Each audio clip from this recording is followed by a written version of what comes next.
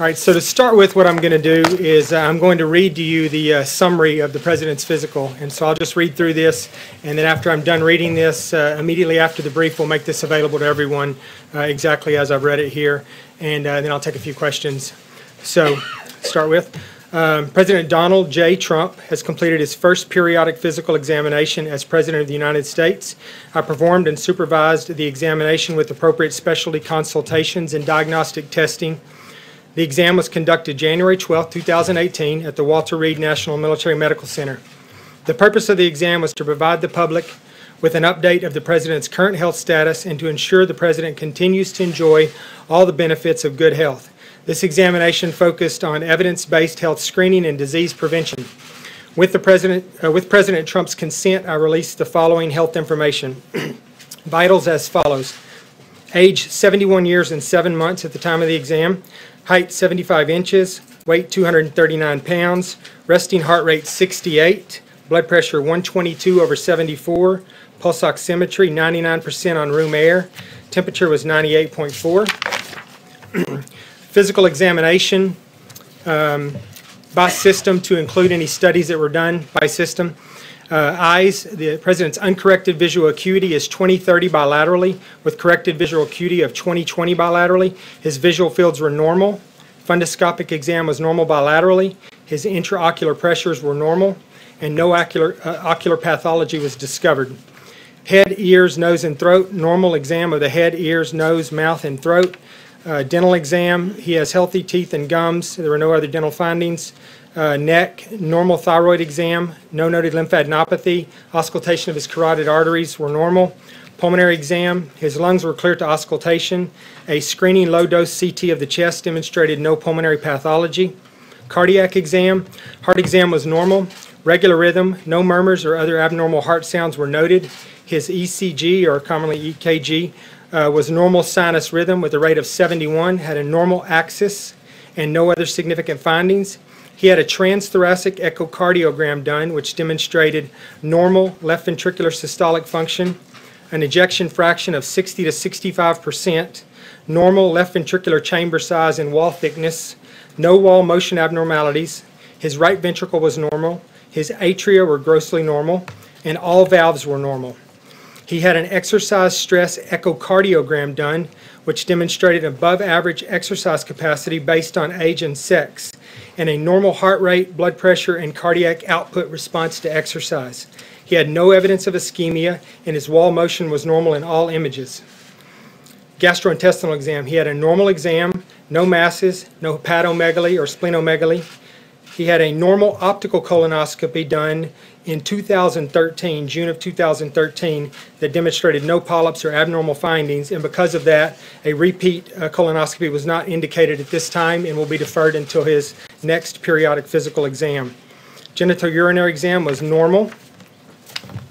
Extremities and musculoskeletal, normal throughout. Full range of motion in all joints. He had strong distal pulses and good capillary refill in all extremities. He had no swelling or edema. Neurological exam, examination of the cranial nerves, cerebellar function, deep tendon reflexes, motor function, and sensory system were all normal. A cognitive screening exam using the Montreal Cognitive Assessment was normal with a score of 30/30. Dermatologic exam, normal, no evidence of melanoma, basal cell carcinoma, squamous cell carcinoma, or any other significant dermatologic diseases. I'm going to very briefly go over some of the labs here that I feel are most important, that most providers would be interested in, and then you can look at the details when I put out the written. But laboratory results summarized. A lipid panel, he had a total cholesterol of 223, triglycerides of 129, HDL of 67, an LDL cholesterol of 143, and his total cholesterol to HDL ratio is 3.3. His complete blood count, to include his white blood cell count, his hemoglobin, hematocrit, and platelet count were all normal, and the values are on the written copy you'll get. His extended metabolic panel as follows. His fasting blood glucose was 89. His BUN was 19. His creatinine was 0.98, indicators of his renal function. His liver enzymes, his ALT was 27. His AST was 19, normal. His hemoglobin A1C was 5%. His vitamin D was 20. His PSA was 0.12. And his thyroid screen with the TSH was 1.76. He had a urinalysis done that was clear and had no evidence of protein, ketones, glucose, or blood. His past medical history includes hypercholesterolemia and rosacea. His past surgical history, he had an appendectomy at age 11. His social history, he has no past or present use of alcohol, no past or present use of tobacco. His medications as follows: he takes Crestor 10 milligrams daily to lower his cholesterol. He takes aspirin 81 milligrams daily for cardiac health. He takes Propecia 1 milligram daily for prevention of male pattern hair loss. He takes cilantro cream as needed for rosacea, and he takes a multivitamin each day for health maintenance.